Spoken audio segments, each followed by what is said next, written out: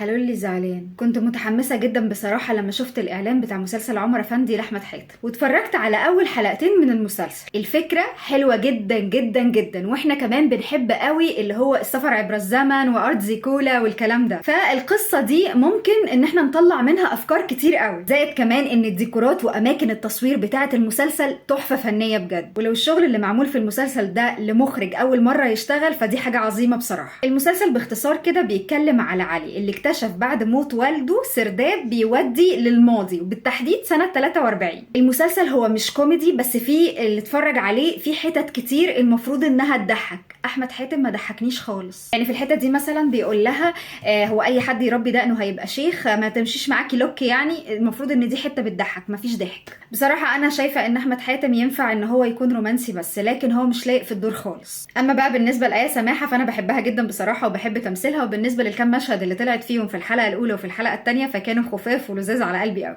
أكتر حتة بصراحة اتبسطت بيها في المسلسل هي لما فكرونا بمسلسل الغرفة 207. على قد ما أنا شايفة إن أحمد حاتم ما كانش ليه إن هو يعمل الدور بتاع عمر أفندي ده، على قد ما المسلسل مش مضايقني لدرجة إن أنا ما أشوفوش تاني، لا هتفرج على بقية الحلقات.